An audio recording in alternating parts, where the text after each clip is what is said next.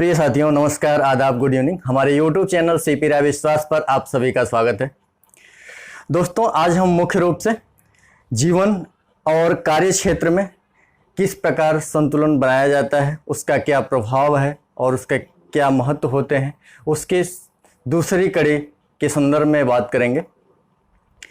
दोस्तों, आप लोग जानते होंगे कि कहानियाँ हमारे जीवन का एक महत्वपूर्ण हिस्सा होती हैं, हम सबको प्रेरणा देती हैं और कहानियों में जो भी उदाहरण पेश किए जाते हैं वो हम सब के लिए एक मार्गदर्शन का काम करते हैं। कहते हैं कि कहानियाँ मानसिक विकास के लिए भी काफ़ी लाभकारी साबित होती हैं। इस संदर्भ में हमें लगा कि अपनी बात को कहानियों के संदर्भ में या उदाहरण के साथ जोड़ करके आप तक पहुंचाएं तो शायद आपको कुछ चीज़ें समझने में आसानी होंगी।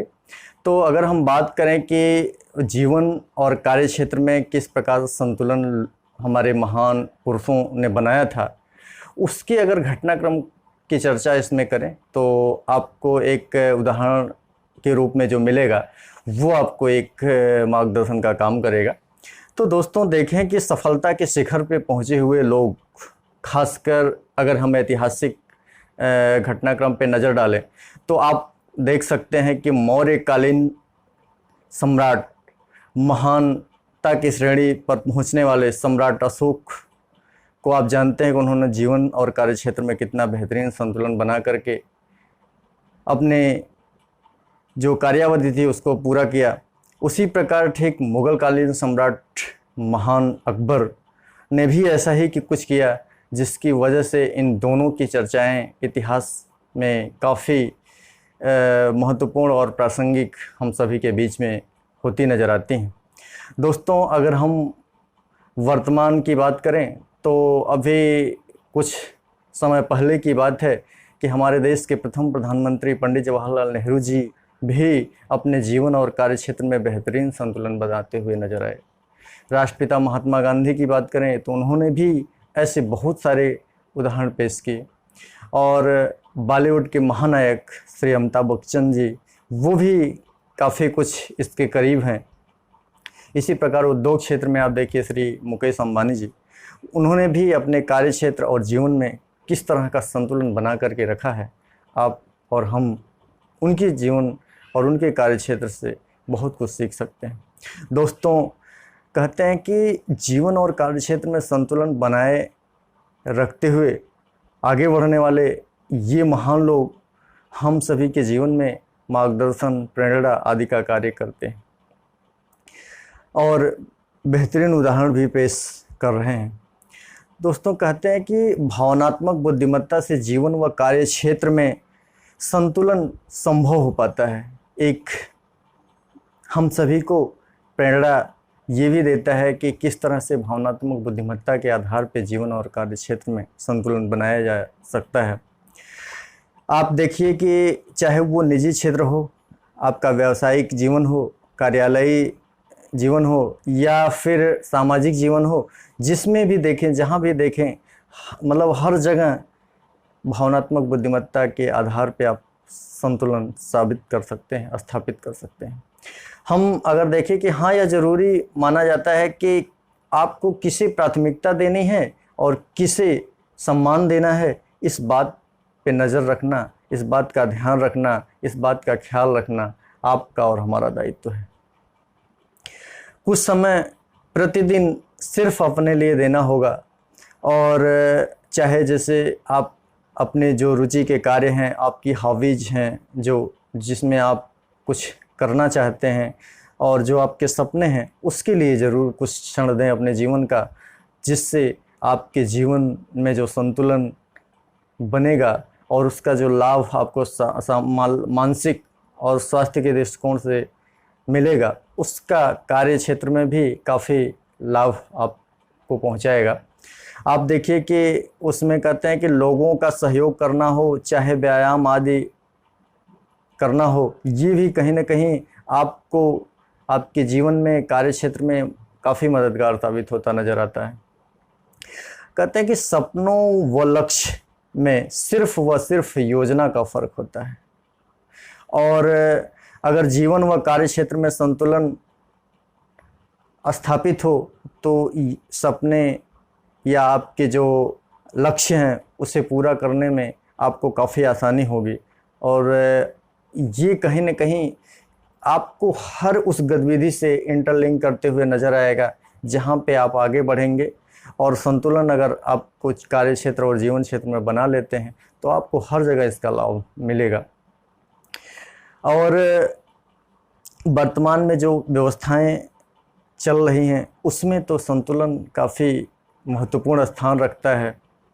और जिन जिन लोगों का मैंने अभी चर्चा किया है उन लोगों ने भी इस माध्यम से अपने आप को मतलब सफलता के शिखर पे पहुंचाया, अपने आप को स्थापित किया, अपने आप को साबित किया, अपने आप की सक्षमता की पहचान दिलाया।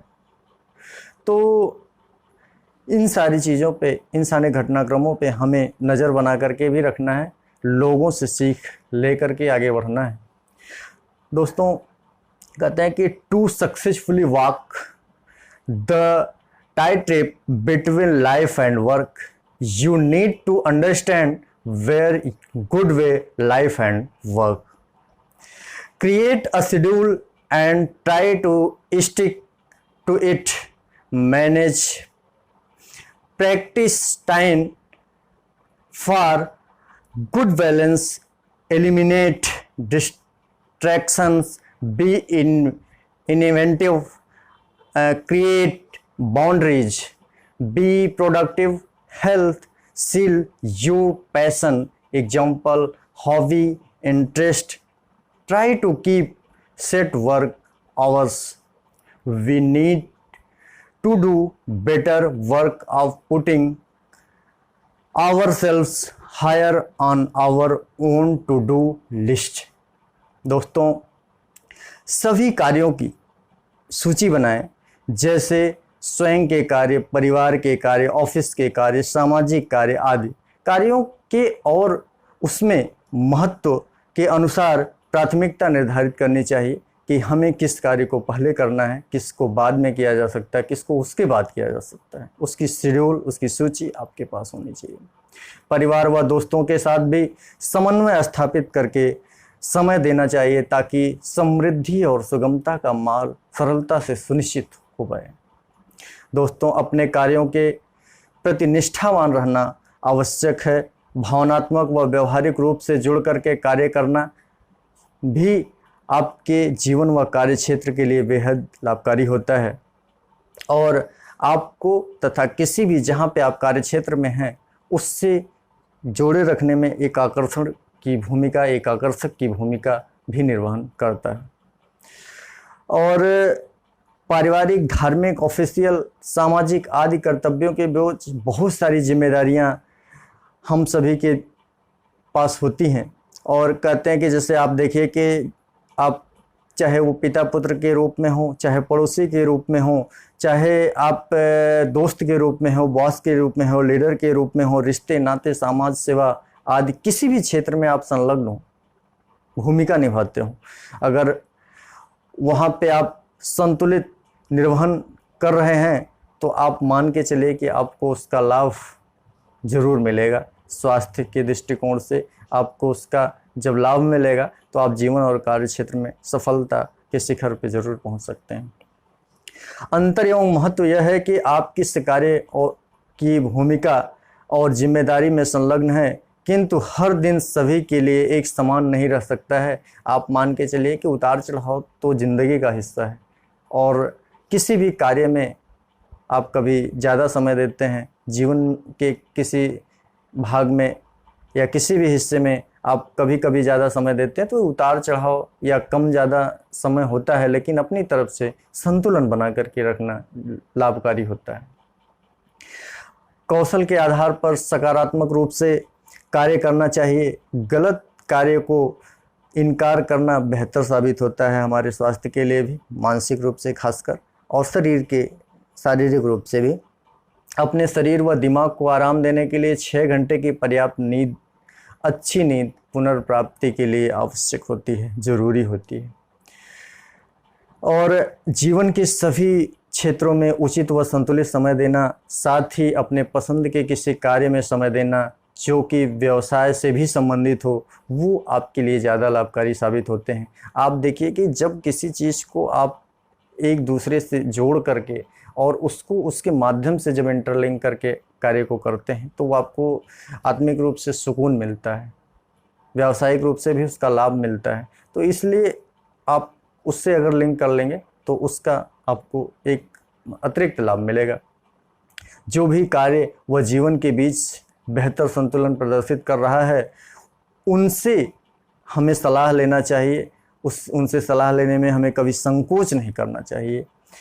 खुद को समय देना, सांस्कृतिक कार्यक्रमों में भाग लेना, घूमना फिरना, पढ़ना लिखना, जहाँ पे भी आपका इंटरेस्ट हो, परिवार व दोस्तों के साथ समय व्यतीत करना, रुचि अनुसार कार्य करना, इन सारी चीज़ों को जीवन में संतुलित रूप से कार्यक्षेत्र के साथ साथ अगर ले करके आगे बढ़ रहे हैं, तो आप सार्थकता और सफलता के नज़दीक पहुंचते नज़र आ रहे हैं। कार्य के निश्चित समयावधि में कार्य को समाप्त करने की कोशिश करना चाहिए। कार्यस्थल व घर स्थल में अंतर बनाए रखना चाहिए। आपको ये ध्यान रखना है कि दोनों को मिक्स नहीं करना है। परिवार, कार्य, स्वयं के बीच संतुलन बेहतर तरीके से बना करके रखना है। अपनी क्षमता का सबूत हमेशा देते रहना चाहिए। अपने कार्य रिकॉर्ड को, अपने आप को अद्यतित करके रखना है। जैसे नवाचारी रूप से व रचनात्मक तरीके से अपने आप को अपडेट रखें और उसके माध्यम से अपने आप को प्रशिक्षित करते रहें, प्रशिक्षण दे करके, और अपने आप को तैयार करें, जिससे आपके मन में शांति मिलती है। आप जो भी काम करते हैं उसका परिणाम भी आपको अच्छा मिलता नज़र आता है। हाँ, ये ध्यान रखना चाहिए कि अपने कुछ कार्य को अपने सहयोगियों के साथ, अपने अनुज के साथ, अपने परिवार के लोगों के साथ, अपने सदस्यों के साथ शेयर करके करवाने की कोशिश करना, उनको प्रशिक्षण देना, उसके माध्यम से उनको कार्य सौंपना और उनको कौशल ज्ञान आदि की शिक्षा दे करके उनको सीखने की दिशा में मूव करवाना और उनसे उस कार्य को करने के लिए एक समयावधि में उनको एक प्रशिक्षण दे करके उनको साथ में संलग्न करना, और उसका परिणाम उनके लिए भी अच्छा होगा, आपके लिए भी अच्छा होगा। जिससे क्या होगा कि आपके ऊपर कभी कार्य का दबाव नहीं होगा, लोड नहीं होगा, जिससे आप मानसिक रूप से स्वस्थ रह पाएंगे, अच्छा कार्य कर पाएंगे। इन चीज़ों को भी ध्यान रखना है। यदि आपको यह ठीक से सुनिश्चित हो जाए कि यह कार्य बेहतर तरीके से हो रहा है, तो उससे आप मतलब दूर कहीं बैठे हैं तब भी आपका कार्य सुचारू रूप से चलता जाएगा। जैसे ऑफिस से जुड़े हैं तो दूरस्थ तरीके से कार्य करवाने का भी एक अवसर दे सकते हैं आप। वो कार्य आपका आपकी अनुपस्थिति में भी सुचारू रूप से संचालित होता रहेगा। उसका जो परिणाम मिलेगा वो कहीं ना कहीं आपको ऊंचाई पे, सफलता के शिखर की तरफ, सार्थकता की दिशा में आगे बढ़ाते हुए नजर आएगा। और कार्यों में यही तो संतुलन स्थापित करने का एक बेहतर तरीका है, जिसके माध्यम से अपने लिए, समाज के लिए, परिवार के लिए आप समय निकाल पाएंगे और उसका लाभ पहुंचा पाएंगे, खुद लाभ ले पाएंगे। पारिवारिक जीवन को प्राथमिकता देना चाहिए, किंतु ये ध्यान रखना चाहिए कि कार्यों को भी संतुलित व उचित समय दे करके उसको संपन्न करवाना आपकी जिम्मेदारी है। उस पर भी नज़र बनाए रखना चाहिए। और अगर आप देखें कि किस तरह से संतुलन और संतुलन की बात होती है, तो उसमें कहते हैं कि हमें असंतुलन के कारणों से भी बचना चाहिए। जैसे नकारात्मक प्रतिस्पर्धा, अति महत्वाकांक्षा, डिप्रेशन, परफेक्शन आदि से आप जितना बच सकते हैं वो आपके स्वास्थ्य के लिए मानसिक रूप से, शारीरिक रूप से काफ़ी लाभदायक होगा। और इसके लिए संतुलन पर ध्यान देना होगा आपको, जैसे कि बेहतर स्वास्थ्य, खाली समय का बेहतर सदुपयोग करना और ठीक से खाना पीना, पानी, दूध वगैरह वगैरह जो भी आप मतलब खाने पीने पे ध्यान देना है। सोने के लिए पर्याप्त 6 घंटे 7 घंटे की नींद आपको लेना है। शिक्षा ग्रहण करते रहना, अध्ययनशील बने रहना है, अपने आप को हमेशा अपडेट रखना है। और आपको ये ध्यान रखना है कि रिश्ते और परिवार आदि के संदर्भ में भी बेहतर तरीके से संतुलन बना करके उनके साथ मिलजुल करके आगे बढ़ना है। ये कहीं ना कहीं आपको मानसिक रूप से सुकून और शांति देंगे। हम प्रत्येक दिन लगभग 8 से 10 घंटे जब तक कार्य करने में सक्षम रहते हैं तब तक उत्पादक बने रहते हैं, ऐसा माना जाता है। और इसको ध्यान रखना है कि अपने स्वास्थ्य के प्रति सतर्क रहना इसके लिए बहुत ज़रूरी है। शौक, निजी हितों को पूरा करने हेतु स्वयं को जुनून आदि को सुरक्षित रखते हुए आगे बढ़ना होगा। खाली समय का लाभ उठाना होगा और उसका सदुपयोग करके कुछ रचनात्मक नवाचारी कार्य करते रहना होगा जो अपने आप को भी लाभ पहुंचाए, समाज को भी लाभ पहुंचाए, संगठन को भी लाभ पहुंचाए, परिवार को भी लाभ पहुंचाए। अपने जुनून को दैनिक अनुसूची में भी शामिल करना होगा ताकि प्रतिदिन कुछ कार्य उस संदर्भ में आप करते हुए नजर आए और उसका लाभ सामाजिक, आर्थिक, मानसिक, शारीरिक हर तरीके से आपको मिलता नजर आए। आपने मतलब जो बातें हमारी सुना वो हमने जो पिछली वीडियो में अपनी मतलब बात को शेयर किया था कि जीवन एवं कार्य क्षेत्र में संतुलन किस प्रकार बनाया जाता था, वो उसकी पहली कड़ी का जो भाग था, इसे हम आज दूसरी कड़ी के रूप में आपके सामने लेकर के आए हैं। मैं उम्मीद करता हूं कि आप जीवन व कार्य क्षेत्र में किस प्रकार से बेहतर संतुलन बनाया जा सकता है। हमारे लिए ऐतिहासिक घटनाक्रम में जो महापुरुष का इस तरह के क्षेत्र में, जीवन व कार्य क्षेत्र में खासकर बेहतरीन उदाहरण पेश किया गया, हम सभी के लिए उनके जीवन रूपी जो कहानियां हैं, उनकी जो प्रेरणाएं हैं, वो हमारे लिए और आपके लिए काफ़ी मददगार साबित होंगे। तो हमने उनके जीवन और कार्य क्षेत्र से जोड़ करके खासकर और वर्तमान में जो चीज़ें चल रही हैं उसको नवाचारी तरीके से, रचनात्मक तरीके से अपडेट करके आप तक पहुंचाने की कोशिश की है। उम्मीद है कि आपने जो बातें हमारी सुना है उसका लाभ आपको मिलेगा। आपने जिस तरह से हमारी बातों को सुना उसके लिए शुक्रिया। हम अपनी बात को समाप्त करेंगे कि your work and life are happening at the same time, don't separate them, integrate them. दोस्तों, हमेशा चीज़ों को बैलेंस करके संतुलन बना के रखना है। I should cultivate the balance of mind, चाहे मानसिक रूप से हो, चाहे शारीरिक रूप से हो, कार्य क्षेत्र में हो, कहीं भी हो। जितना बेहतर तरीके से संतुलन बना करके आप आगे बढ़ेंगे उसका लाभ आपको हमेशा मिलेगा। अपने लिए भी उसका सदुपयोग कर पाएंगे, परिवार के लिए भी कर पाएंगे, समाज के लिए भी कर पाएंगे, देश के लिए भी कर पाएंगे। तो आप सभी से गुजारिश है कि संतुलन बनाए रखें, जीवन और कार्य क्षेत्र में आगे बढ़ते रहें मुस्कुराते हुए। धन्यवाद, नमस्कार। आप हमारी वीडियो को देखें, चैनल को सब्सक्राइब करना ना भूलें और आगे हम फिर मिलेंगे ऐसे ही कुछ नवीन मुद्दों के साथ। तब तक के लिए आपको धन्यवाद।